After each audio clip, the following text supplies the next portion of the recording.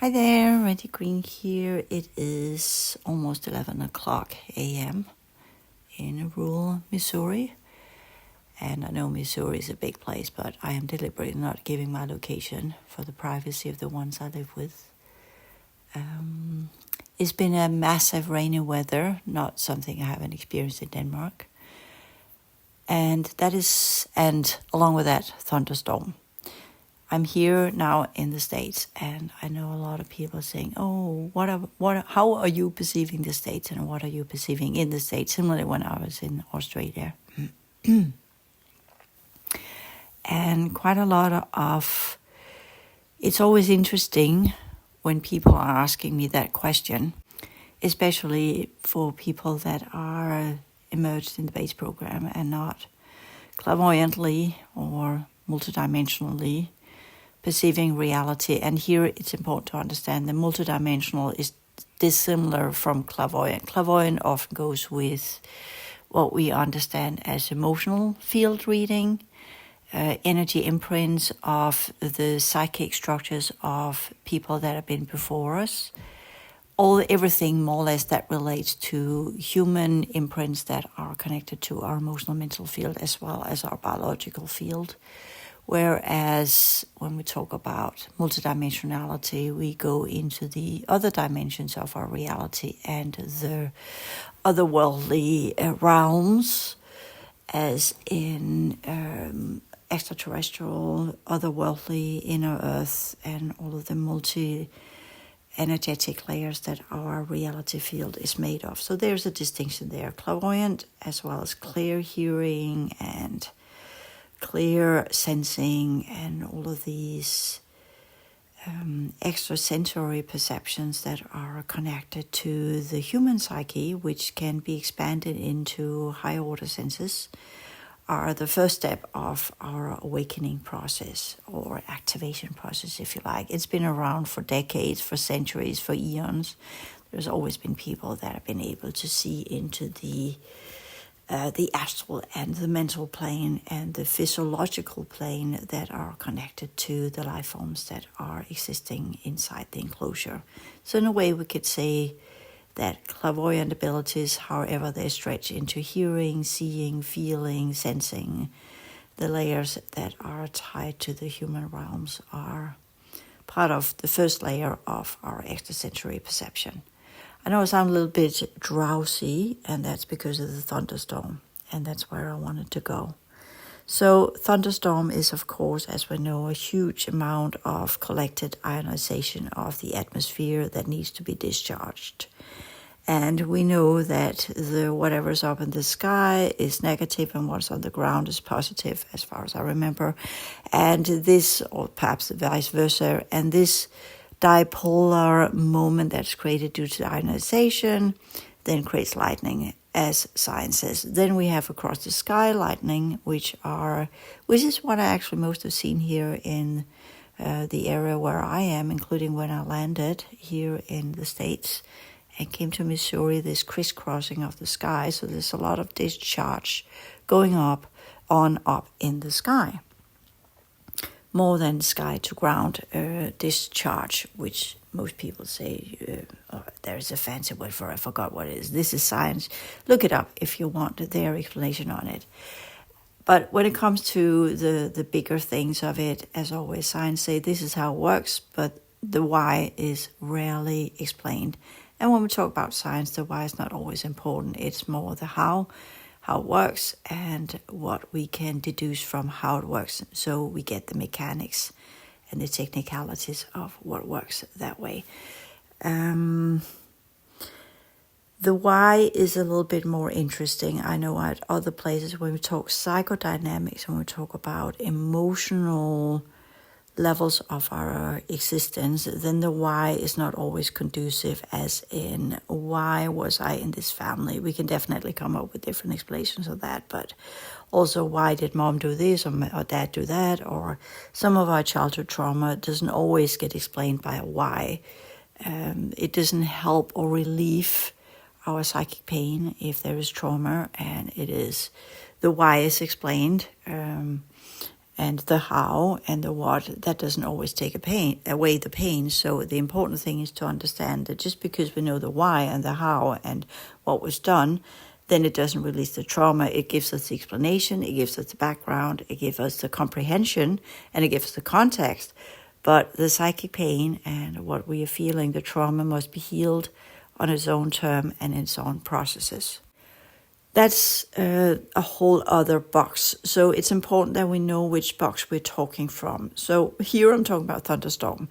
And I know people are saying, well, why are you suddenly throwing in the psychic dynamics? It's because when I talk about psychic dynamics, psychic energetic, the why is not healing in itself. But when we talk science, then the why can potentially give that precise understanding of a reality field so that we can begin to heal our planet.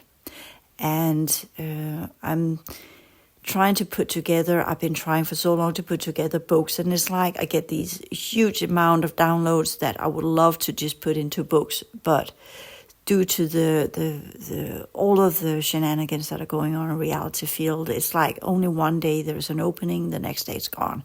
So writing a book is like, okay, I get that window of opportunity for a couple of hours, and then before I know of it, then these potentialities and these windows are gone the next day, and then I feel very heavy the next day. And yes, I did begin writing on a book yesterday that I will call and title The Cry of the Land, because here in the States, as I wrote in my first book, The Souls of Humanity, there's a lot of karma that needs to be released. And my visit here is, as it was in Australia, is to work with both the human realms and the remnants, which includes a lot of original civilizations, including others that have been in human form and that are lingering on. We typically refer to them as ghosts. The ones that have not crossed over already been doing some part of that work. As well as whenever I visit a spot, what comes to me more than the scenery, I just went to Grand Canyon as an example. I've been in Phoenix, Tucson, and Williams, as well as Sedona. And that trip was lesser concerned with what we call what I saw as what most people would see. They see a city, they see Grand Canyon, and they get all overwhelmed by the beauty of nature. And I used to be like that when I was a kid. I definitely see it, but it's not where my focal point is. My focus of attention is multidimensional. It's not really, there's not a choice for me anymore. Wherever I look at something, it naturally moves between the different stages of perception, from what is here physically, what is part of the program, what's in the other dimensions. And that means that my range of perception it's draining for me to travel. I have come to that conclusion, although I enjoy going to different places and I enjoy the beauty of the different places. But since I'm also seeing the polarity and the other side of the coin, since I'm working with releasing, undoing, healing, mending, transforming, those of us who, or might not know, those of us who are working with healing, we begin with humans, and then it expands into the other dimensions, and eventually begin the process of healing our planet. And I'm a little bit incoherent, you can hear that, because the thunderstorm, the ionization, and going back to that, the crafts that were pulled in, because let's begin there, and then I'm jumping a little bit around here because there are explanations that needs to be given, and at the same time I want to share some information. So the crafts in the sky, old Orion crafts, for whatever reason drawn into our reality field, and the counters or the attempt to try and take them down. And that actually was the foundation of that severe thunderstorm. That was the why. which often happens when we have a very, very strong type of ionization. And then there's the other layer of what I want to talk about, the multidimensionality, and what I see when I see a reality. And when base program people ask, oh, what do you think about Sedona? And what do you think about this? And what do you think about that? And I can say, oh yeah, I can see it's beautiful, but as I normally say, I'm hard to impress. Because we have beautiful nature in Denmark. I've been in Australia, I've been in Israel, I have been in Sweden, I've been in Germany. No, I have not been in France in this life. I've been in France in a past life.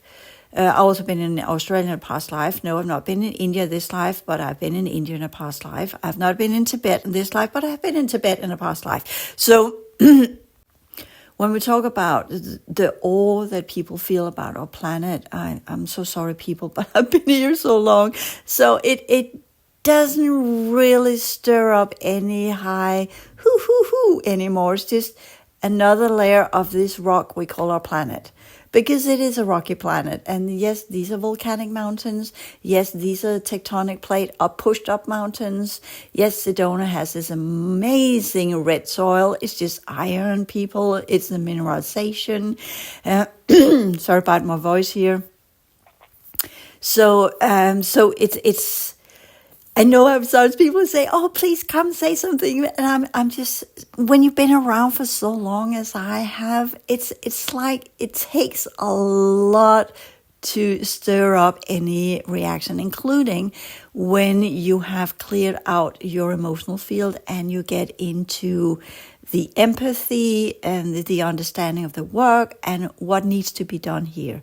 So wherever I go to a place, it's no longer, wow, it's what needs to be done here. What's the work here? And when we drove into Sedona, I'll begin with that and work with the thunderstorm later. When we drove into Sedona, well, my traveling is always, wherever I travel a place, I get rearranged before I get there. I get pulled in energetically. That means my holographic architecture gets pulled in by the faction of the area I enter. Sometimes they allow me to work there, then they recalibrate me, adjust me to the work that they want me to do, and then when I go and visit that place, they appoint me to the places where they want me to work. Can I say no to this work? Oh, yes, I can. But then I get targeted, I get scanned, I get bombarded with energies, I get constant energy amplification until I do the work that they want me to do. When you get to a certain point in this work, you no longer have free will. Free will is an illusion. Even when you're a human, you think you have a free will. The only free will you have there is technically the choices of what we could call morals and ethics. The choice of, do I remain in the base program in oblivion? Do I choose to, when you choose to do that, then the choices are work, family, partners, items, merchandise, materialism. So that's the choices. When you begin to work energetically and psychologically, the choices are, do I want to unravel my trauma? Do I want to look into my childhood trauma? Or do I want to be in denial? That's the psychological choices you have for beginning to work with yourself. Do I want to remain in pain, or do I want to figure out what the pain is about and then try to transform the pain into something more conducive? So, and when we work with the mental sphere, then the choices are, do I engage in this thought form? Do I not engage in this thought form? What would be conducive for me to engage in this thought form? What type of mentalization process is conducive for my well-being? What type of narrative is the one that gives me the most opportunities of my existence? And what are the ideas I want to engage in? What kind of processes do I want to participate in my perception of the world? So this is about, we say the materiality is about the physical choices, the emotional layers are about the psychological choices of our well-being. How do we address the spectrum of emotions, or how we deny to engage in the spectrum of emotions, as in just running amok when the emotions take over, like being on a wagon with two wild horses running ahead, and we're just clinging on to wherever that wagon takes us. And then afterwards, we have the huge reaction to whatever is going on. So that's people that are choosing not to work with emotions. So the choices for those of us who are awakening and activating are to do the choices that leads to the highest possible conductivity, the highest level of currents, of energies that allows us to work consciously with who and what we are. Conscious progression, consciousness, evolution. So that's the choices we have. Then at some point, our choices will move into other layers of existence. These choices will then relate to more of choices of awareness. Choices of how do we want to participate in the reality once we are done with the work we have done ourselves, which takes many, many years for some. For me, I began already as a kid. So that's a long, long, long time. That's, what am I now? I'm born in 68. We are in 2024. How old am I? I can't remember anymore. 56, something like that. So that's an entire life of working with myself. The expandedness of my awareness came in 2017, where I was allowed to activate. And this is important because those who activate, they are allowed to activate. We can work with it, we can work against it, we can follow the flow, or we can try and work against the flow of the energies that are coming our way. That's literally the choice we have. And then, of course, later on, it becomes more subtle choices of different forms of deception, different forms of interception, and onward and so forth. So we can say, well, is that free will? And I know I'm moving my way into philosophy here. So we are talking about thunderstorm, we're talking about the whys, and we're talking about free will here. Do we have free will? In my opinion, no. After being working with so much, you can say the free will we have is between two elements, between a rock and a hard place. Which one do you pick? We could say, is there a free will of awakening into bliss and happiness? We can definitely say there are parts of the path of liberation from the enclosure that gives these states of harmony, that gives these states of consolence, of being in harmony and in balance, and feel whole and feel cared for. I've had a lot of these energies coming to me from different entities on different layers. But there's also the other side of the coin, as there is in our reality. And each and one of us have skill sets on the different levels of our reality. And each and one of us, as we activate, we learn that our work area are positioned in different levels of our reality. Now, as a psychotherapist and as a healer, I worked as a psychotherapist for many years, still do. I worked as a healer for many years, still do. But instead of only focusing on people, the first expansion is, of course, into animals. Then it works into plants, and then it works into rocks, or the reality itself. So the expansion goes from what is close to our own realm, our own level, our own order of existence, the laws of energy from within we exist. And then they expand into the other kingdoms, as it's been said in the esoteric levels of information. You go from the human kingdom to the animal kingdom to the plant kingdom to the mineral kingdom. And then once you have learned to work with these different layers of energy of the reality you're part of, you expand into the other dimensions.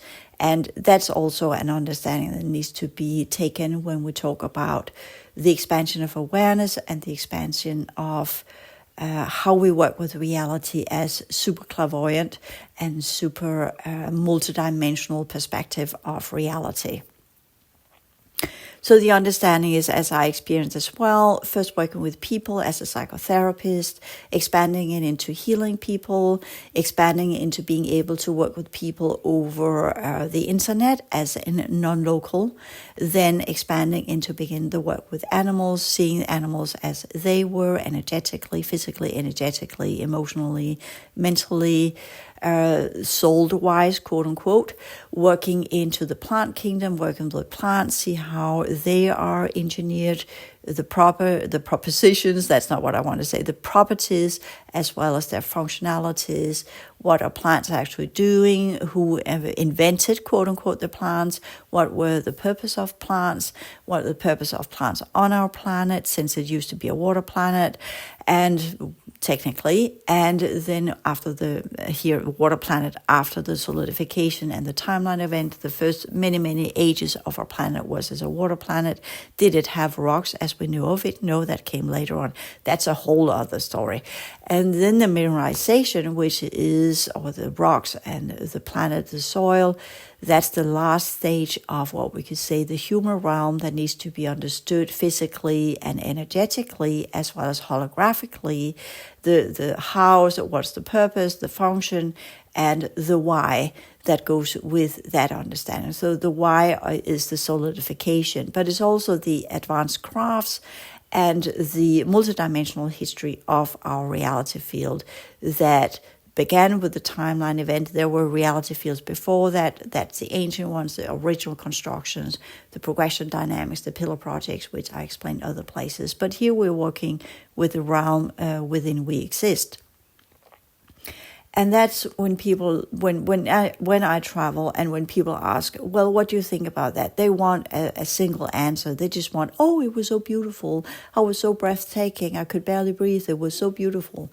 And that's what people want to know. They don't want to know, well, Grand Canyon used to be this or that or whatever. That's a podcast in itself. Or Sedona used to be this and that, whatever, a podcast in itself. So I'm just saying, the understanding here, when I then begin to move into some of the explanations of, and when people say, oh, please tell me about how was it, how was Australia, what's going on in Australia, how was Sedona, what's going on there, how was Grand Canyon, what's going on there. People want a specific, often whether they are consciously aware of it or not, they want a specific level of reality that is in alignment with their perception of reality. Most people don't really want the expanded version. They don't want the full version. They want the short story that makes them feel more comfortable, that makes them feel that I live in a special area that is this or that. For instance, Sedona is the downtown, or the main, downtown, you know what I mean.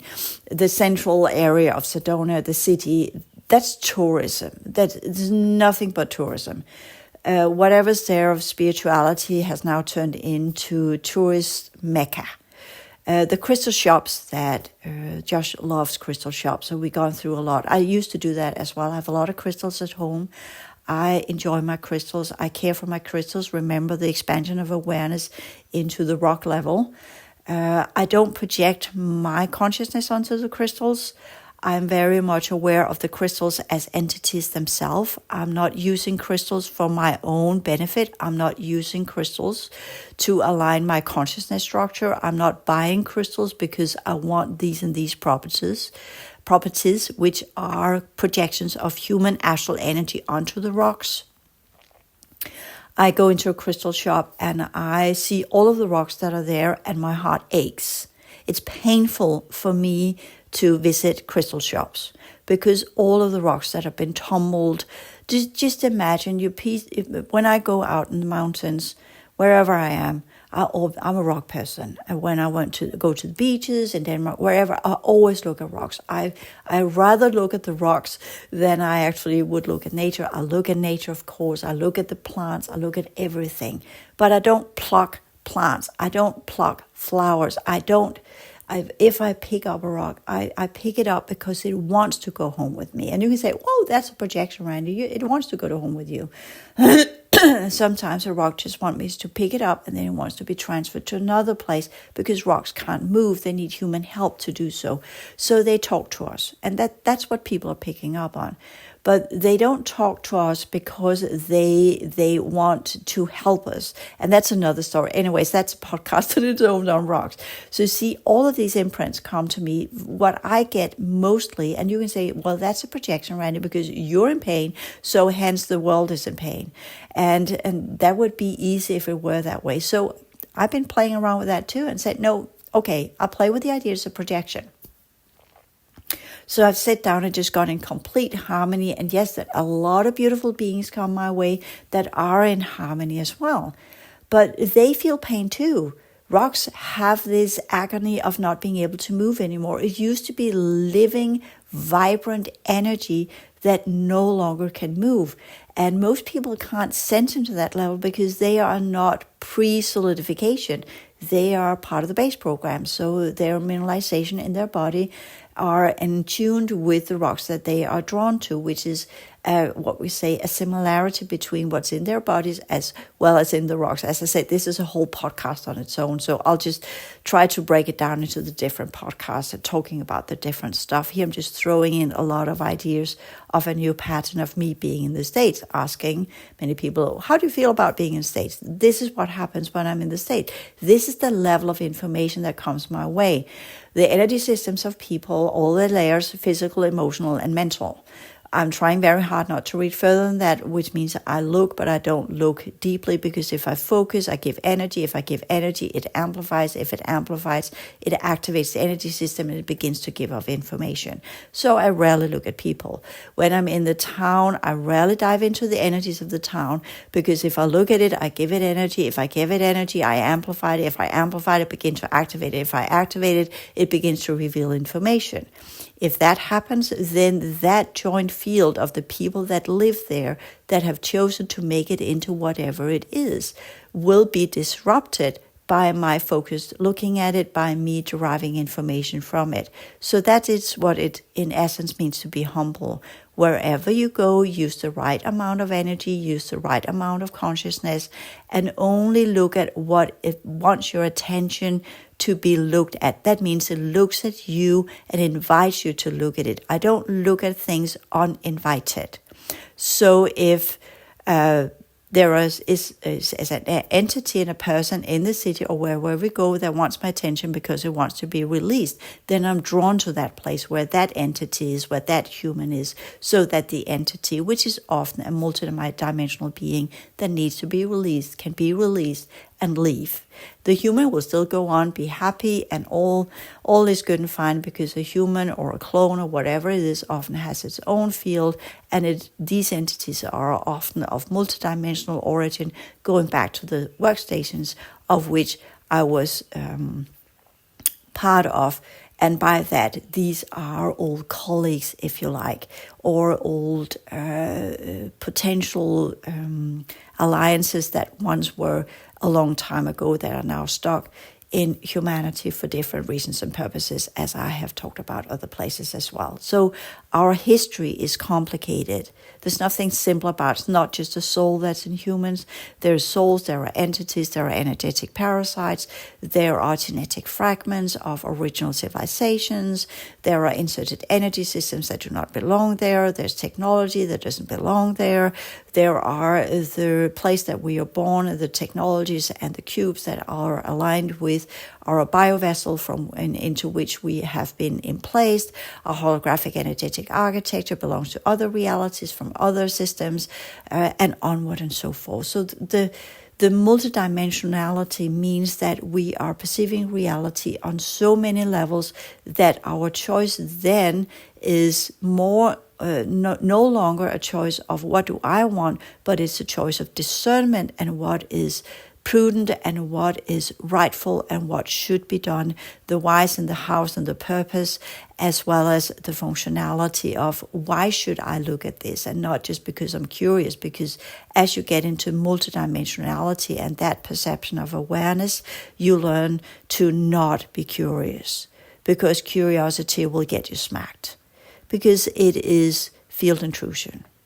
And then they're rightfully allowed to smack at you. So when I'm traveling with people, including my fiance, Josh, that when we're traveling and he is not aware to the same degree, but he's still curious, as most humans are, and easily being made curious, then that is a part of what we call the manipulation. It's part of the game, that what you then look at will then look at back at you. And if it's done unwarranted and uninvited, then certain laws kick in and certain types of responses are allowed in the other dimensions.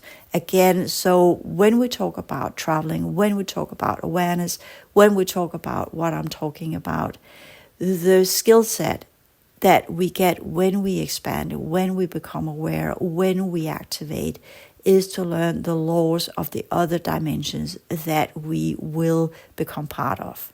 It is to understand the work that needs to be done on the other dimensions that we will become a part of.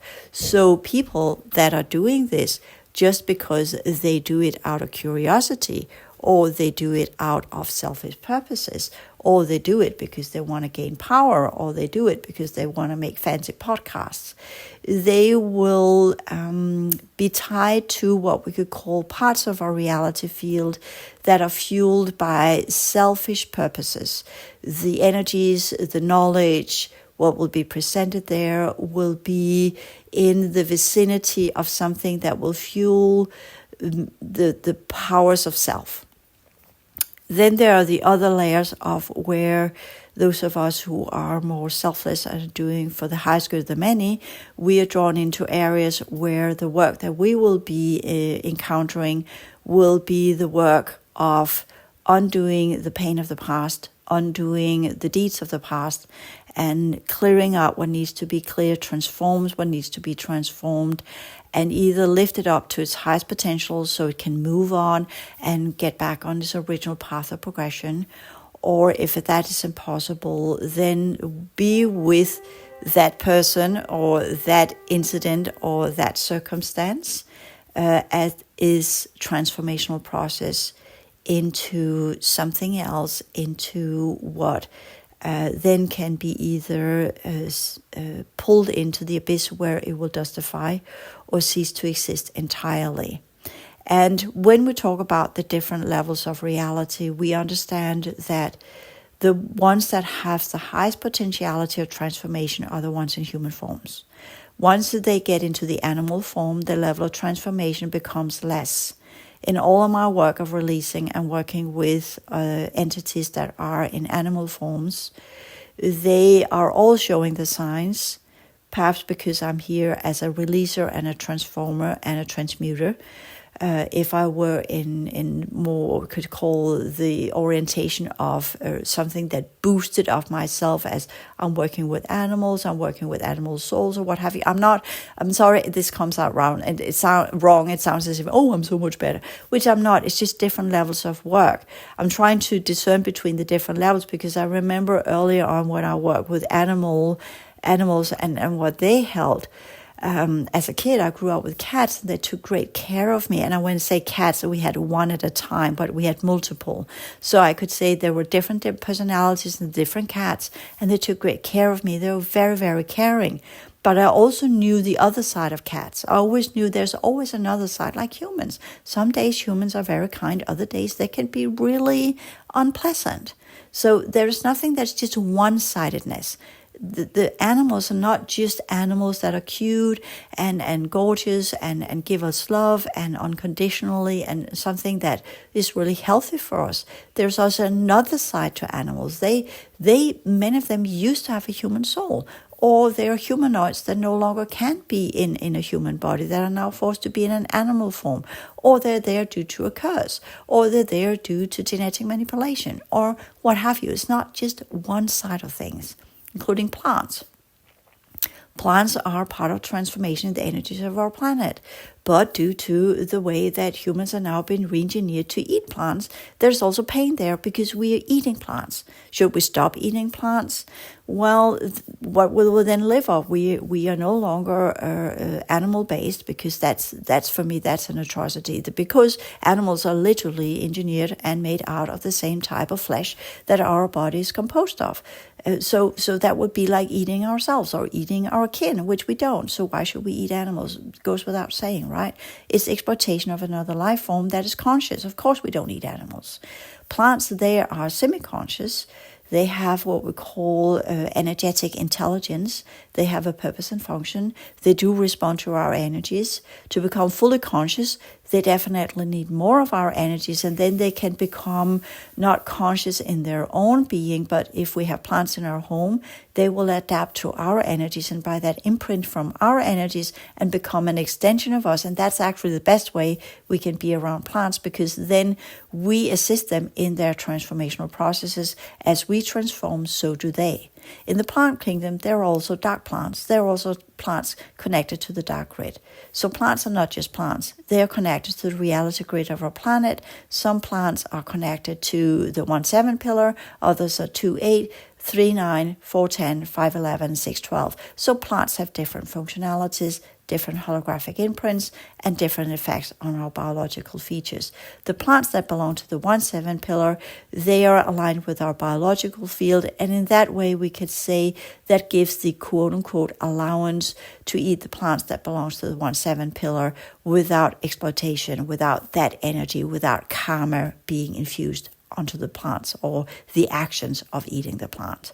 Plants that belongs to the 2-8, these are typical flowers, not so much. Plants that belong to the 3-9, these are typically the medicinal ones. These we need to be more careful about. There's another laws, there are rules that are engaged in how we are around these plants, what we can do with these plants, what we allowed to, which can we pluck, what are the communication that needs to be shared, the communication with the plant, when they allow us to take some of their leaves, how much we can take of their leaves, how we can use these. Some plants are highly medicinal, but they are not for us to use. They are what we could call designated for specific type of animal groups and their healing processes. So that in itself is a whole new level of science that we have not engaged in yet, which many of the indigenous medicine women and men knew of because they could communicate with plants. The plants themselves will tell us what they allow us, where we, what and how and why and what, to what degree we allow to work with them and in what purpose and in what function, either as eating or as drinking or as through aerosols or other ways and means of working with the energies of the plant. Similar with rocks. Rocks are not just rocks. They're not just there for our purpose. And crystal shops, as to say that way, they are the mecca of human imprinting in all the wrong ways for selfish purposes. So thereby, I don't enjoy rock shops. They're beautiful. I see few owners where the crystals are quote-unquote happy, meaning they're in balance, because the owners there are working with them on the level of respect, of the level of being equals, of the understanding that the minerals that are in rocks are the same as the minerals that are in our body. That's why they affect us and can heal us. But we are only working with rocks in a manner that we also give something back. We're not just taking for our own well-being and our own selfish purposes. And that is for me what these spiritual quote-unquote rock shops are all about. It is about people coming in, buying rocks for their own well-being. I want this rock so I can feel better. They don't buy it as in looking at, okay, this rock has been tumbled, it has been chipped away, it has been manhandled in all the worst ways, and is now in complete pain. I see huge crystals, quartz crystals, terminated quartz crystals that used to be in a huge matrix, chopped away so we can buy these little pieces of it that are now sold for an amount that is ridiculous.